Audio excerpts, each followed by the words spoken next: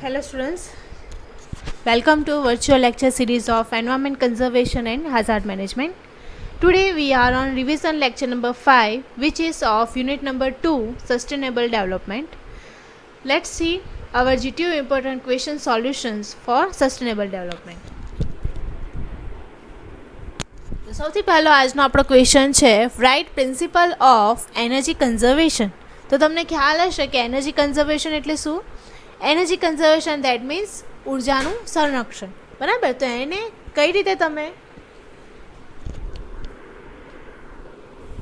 સેવ કરી શકો છો એના આપણે પ્રિન્સિપલની ચર્ચા કરવાની છે, રાઈટ. તો તમારે ખાલી અહીંયા આગળ 1 કે 2 માર્ક્સની અંદર તમને આ ક્વેશ્ચન પૂછાઈ શકે છે.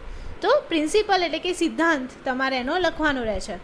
તો ઓલવેઝ તમારે જ્યારે આ ટાઈપનો ક્વેશ્ચન પૂછાય તો એમાં તમારે એક જ વાક્ય એટલે કે એક જ સેન્ટેન્સની અંદર એનો આન્સર લખવાનો રહે છે. તો અહીંયા આગળ મેં બતાવ્યું છે એ પ્રમાણે તો એનર્જી શું છે? તો કે energy neither can be destroyed nor can be generated. Energy only can be transferred from one source to the another source without lost, બરાબર.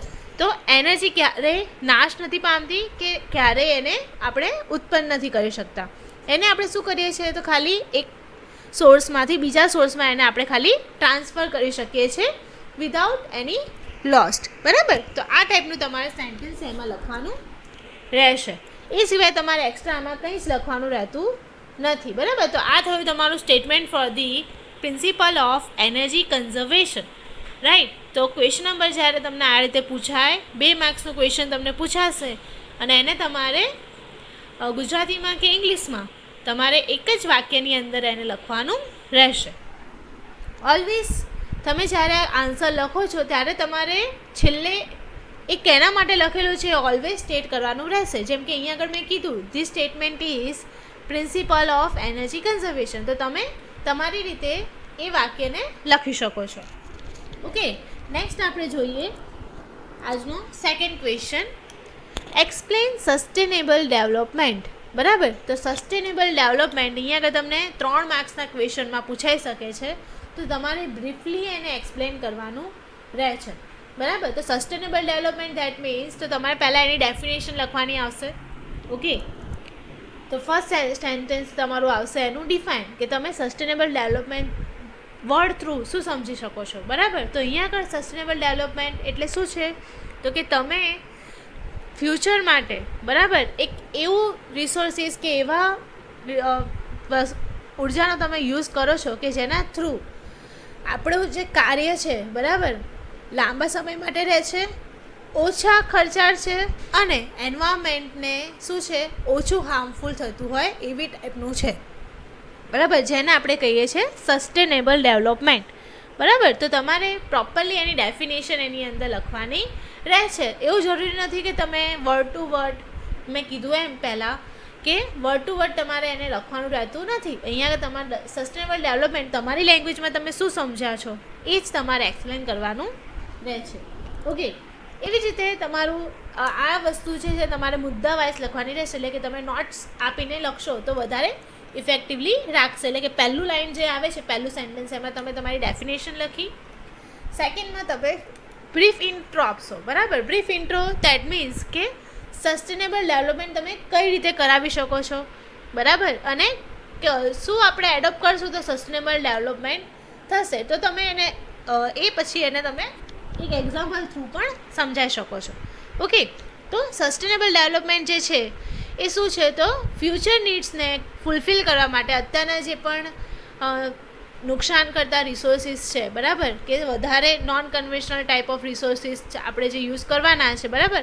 તો સૌર ઉર્જા છે, વિન્ડ પાવર છે, બરાબર, એ બધાનું યુટિલાઇઝેશન કરીને તમે એક એવું ફ્યુચર માટેનું ડેવલપમેન્ટ આપો છો કે જેના થ્રુ જે પણ અત્યારની પરિસ્થિતિ છે એમાં શું થાય છે? સુધારો આવે છે, બરાબર. એ always betterment of the environment હોવું જોઈએ અને betterment of the future generation હોવું જોઈએ, બરાબર. જો એ વસ્તુ નહીં ફૂલફિલ થતી હોય તો તમે એને સસ્ટેનેબલ ડેવલપમેન્ટમાં કન્સિડર ના કરી શકો.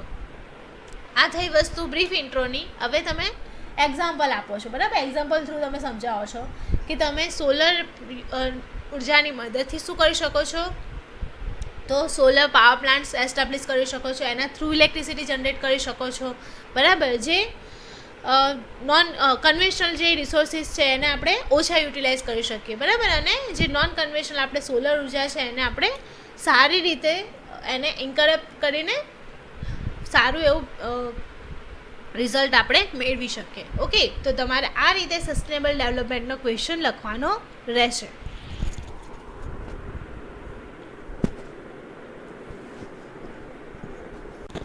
હવે આજનો આપણો ક્વેશ્ચન નંબર 3 છે, એનલિસ્ટ નીડ ઓફ રિન્યુએબલ એનર્જી. તો તમારે રિન્યુએબલ એનર્જી પહેલાં તો એ સમજવાનું રહે. ઓકે, તો રિન્યુએબલ એનર્જી કોને કહેવાય? જેને આપણે ફરીવાર યુઝ કરી શકીએ, બરાબર, અને એનો એ સોર્સ આપણે ફરીથી યુટિલાઇઝ કરી શકીએ. ઓકે, તો આપણે કેમ એની જરૂરિયાત છે એ સમજવાનું. ઓકે, તો always write points to analyst of any question. જ્યારે તમને એનલિસ્ટ એવું પૂછાય તો તમારે ઓલવેઝ એને પોઈન્ટ વાઇઝ જ લખવાનું રહે છે. પણ સૌથી પહેલી લાઈન તમારે શેની લખવાની રહેશે? તો need of renewable energy are as listed below, બરાબર. તો તમારે પહેલું સેન્ટેન્સ તમારું ઓલવેઝ એવી રીતે સ્ટાર્ટ થવું જોઈએ કે જેમાં તમે એનું બ્રીફિંગ સમજાવતા હો, બરાબર. એટલે કે ક્વેશ્ચનને તમારે ફરીથી સેન્ટેન્સની અંદર લખવાનો રહે છે. એ પછી જ તમારે તમારા પોઈન્ટ્સ જે છે એ લખવાના રહેશે. ફર્સ્ટ પોઈન્ટ તમે શું લખી શકો? તો એઝ એક્ઝામ્પલ તમે લખી શકો કે for availability of resources to all. અહીંયા આગળ મેં શોર્ટમાં લખ્યું છે, તમારે પર્ટિક્યુલરલી આખું સેન્ટેન્સ બનાવીને લખવાનું રહેશે. એટલે કે renewable energy are used four availability of resources to all, બરાબર. બીજા બધાને જે પણ જરૂરિયાતો છે એને પણ આપણે શું કરી શકીએ? પૂરી કરી શકીએ. એટલા માટે આપણે રિન્યુએબલ એનર્જીસને યુઝ કરીએ છીએ. ઓકે, પછી સેકન્ડમાં તમે લખી શકો તો કંટ્રોલ પોલ્યુશન, બરાબર. તો તમે કોઈ પણ ક્વેશ્ચન તમારો આવે છે, બરાબર, તો એનો બેઝ તમે પોલ્યુશન કંટ્રોલ થાય એ પ્રમાણેનો રાખી શકો છો, બરાબર. તો અહીંયા આગળ તમારું સેકન્ડ પોઈન્ટ આવ્યું કે સારી રીતે તમે પોલ્યુશન જે થાય છે એને આપણે કંટ્રોલ કરાવી શકીએ. ઓકે, થર્ડ સેન્ટેન્સ આવે છે આપણું to fulfill demand of resources. તો જે પણ અવેલેબલ રિસોર્સિસ છે કે જે નજીકના ફ્યુચરમાં શું થઈ જવાના છે? ખતમ થઈ જવાના છે, બરાબર. સો એની સ્કાર્સિટી છે એને આપણે રિડ્યુસ કરી શકીએ. એટલા માટે રિન્યુએબલ એનર્જીસનો આપણે યુઝ કરવો જોઈએ. ફોર્થ તમે લખી શકો ટુ મેક એન્વાયરમેન્ટ ક્લીનર, બરાબર.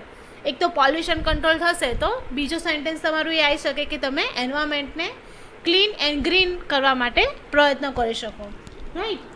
એ સિવાય તમે લખી શકો to utilize conventional energy sources, બરાબર. જે પણ કન્વેન્શનલ એનર્જી સોર્સિસ છે એનું બેટર આપણે યુઝ કરી શકીએ.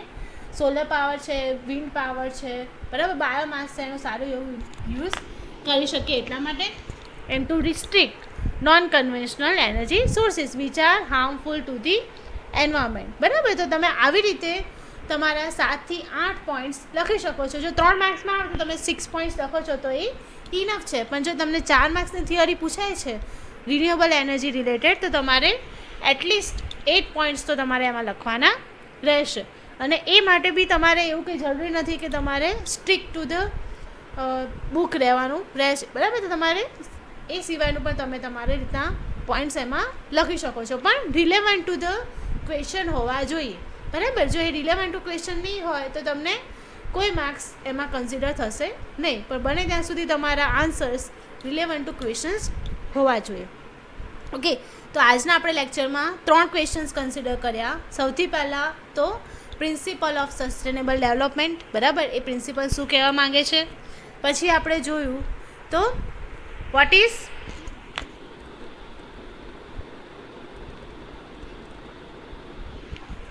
સસ્ટેનેબલ ડેવલપમેન્ટ, બરાબર. તો સસ્ટેનેબલ ડેવલપમેન્ટ તમે કેવી રીતે કરી શકો છો.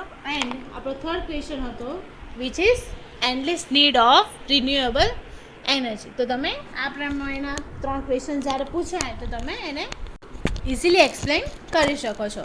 તો આજના આપણા લેક્ચરમાં આટલું જ.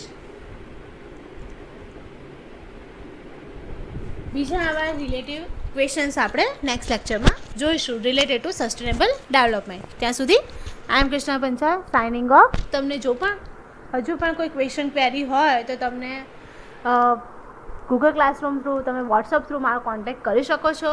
અને બને ત્યાં સુધી તમે લખીને આ કરવાનો ટ્રાય કરશો તો તમને વધારે ઇઝીલી યાદ રહેશે. તો બને ત્યાં સુધી તમે જે ક્વેશ્ચન્સ રીડ કરો છો એને એટલીસ્ટ પોઈન્ટ આઉટ, એટલે કે જે પણ લાઈન છે એમાં ઇમ્પોર્ટન્ટ વર્ડ કયો છે, બરાબર, એ વર્ડ્સ થ્રુ પણ તમે એને આખો ક્વેશ્ચન યાદ કરી શકો છો. તો તમે એવી રીતે તમે પ્રિપેર કરવાનો ટ્રાય કરજો. તમારી એક્ઝામ ગમે ત્યારે એપ્રિલ મંથમાં આવી શકે એમ છે. તો don't stop study, just continue.